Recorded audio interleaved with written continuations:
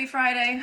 Wanted to bring you a quick video today to talk about different tools to use for foam rolling on the floor.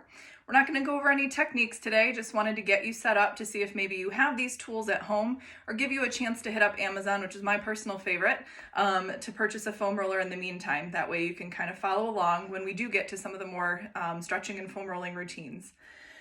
To start, there's a ton of tools, just like the hand tools, out on the market. So where do you begin with what do you buy? So I recommend to my clients that you start with just a high density foam black roller. You'll see them in most of the gyms. They're really common, again, in any athletic department at stores. I tend to prefer Amazon just because Amazon Basics has a really great product. This one is a 36-inch, nice and long, doesn't fit all in that phone screen. High density foam, you can see it's all the way through, so it's not hollowed out. This is a really great tool to start out with if you're just beginning. It's a great tool just to have in your toolkit, if you will, at home. I love this roller just in general. It's great to use on carpet. It's great to use on hard floor. The only downfall that I find with high density foam is that if you don't utilize the whole roller space, you'll end up with a divot in the center. Body weight over time on hard foam, it's going to leave a mark. It just means that it might be time for you to get a new roller. So again, this is a great roller to start out with. I recommend 36 inches for most body types. It's nice because, like, if you're like me, I'm 5'10".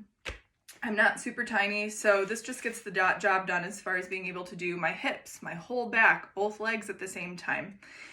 They do make shorter versions of this.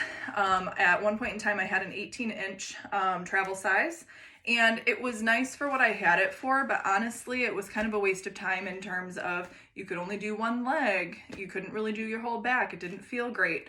So I tend to go with a 36-inch, highly recommend it for you guys. Again, this is basic. It's gonna feel good. I tend to like something that's a little bit more firm. So with that being said, my new obsession is this foam roller, and this is a little different. You're gonna see it's got knobs and notches cut out of it. Show that to you. If I kind of go around it. What this is meant to mimic is kind of the kneading motion of actually receiving a massage. So it's meant to mimic my knuckles. Now this is a little bit more intense. So if you're somebody who works out a lot, somebody who's used to receiving a lot of body work, I would recommend something like this for you. It is hollowed out in the center. You can see all the way through it. It's just a hard PVC pipe. This is not going to bend and flex at all. So just know that this is a little bit more intense. The notches, the knuckles on here, again, are just meant to grab tissue, meant to work a little bit deeper.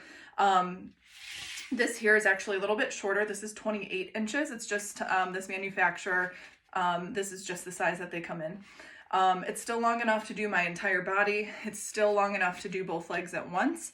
So this is kind of what I tend to prefer now. I still use the black high density foam roller from time to time, or if I'm in a pinch, but I do love this one.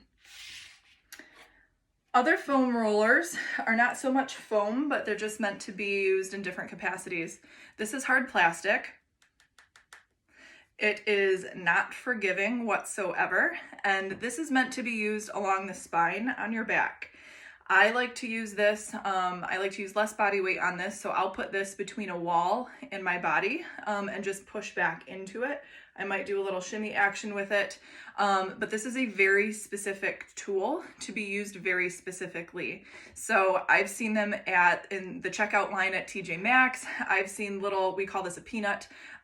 We've seen little peanuts in different, again, athletic departments, whether it's Target or Kohl's.